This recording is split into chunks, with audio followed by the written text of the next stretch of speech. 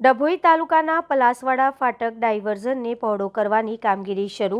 જાગૃત નાગરિક વિવેક મહેતાની કામગીરી રંગ લાવતા પંથકના લોકોમાં ખુશી।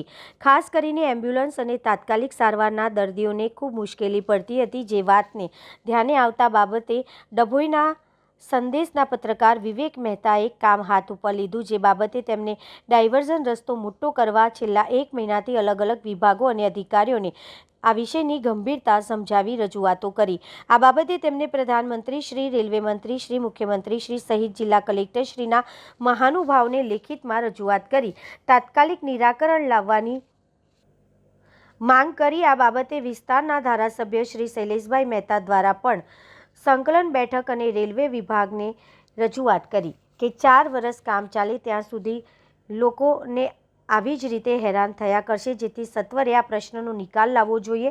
જે બાબતે ગતરોજ રેલવે વિભાગ દ્વારા ડાયવર્ઝન રસ્તાને બંને તરફથી પહોળો કરવાની કામગીરી હાથ ધરવામાં આવેલ। આ સમસ્યાના નિરાકરણથી પંથકના લોકોમાં ખુશીનો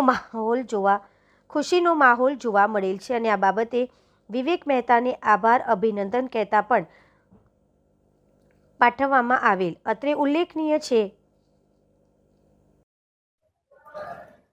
ડભોઈ થી વડોદરા માર્ગ પર આવેલ પલાસવાડા ફાટક ખાતે જે ડાયવર્ઝન રેલવે તંત્ર દ્વારા આપવામાં આવ્યું હતું એ નાનું હતું, જેને કારણે ટ્રાફિકની સમસ્યા હતી।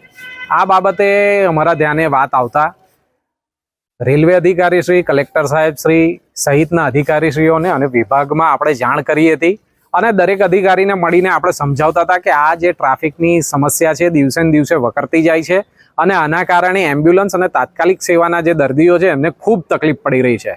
આ બાબતે આપણી રજૂઆતો રંગ લાવી છે। સાથે સાથે વિસ્તારના ધારાસભ્ય શ્રી શૈલેષભાઈ મહેતા દ્વારા પણ એમની રીતે જે તે જગ્યાએ આની રજૂઆત કરવામાં આવી છે અને રજૂઆતો રંગ લાવી છે।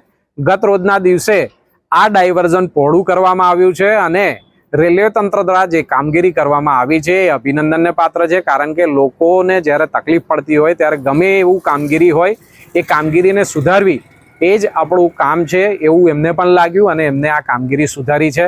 જે બાબતે અમે રેલવે તંત્રનો પણ આભાર માનીએ છીએ, કલેક્ટર સાહેબનો આભાર માનીએ છીએ અને સાથે સાથે વિસ્તારના ધારાસભ્ય શ્રી શૈલેષભાઈ મહેતાનો ખૂબ ખૂબ આભાર માનીએ છીએ કે જેમના થકી, જેમના પ્રયાસો થકી, જેમની મદદ થકી આપણી આ જે રજૂઆત હતી એ રંગ લાવી છે અને કદાચ રેલવેના ઇતિહાસમાં પહેલીવાર રેલવે દ્વારા આવી કામગીરી અલગથી કરવામાં આવી છે। એટલે પ્રજામાં ખુશી છે, પંથકમાં ખુશી છે અને એની જ અમને પણ ખુશી છે।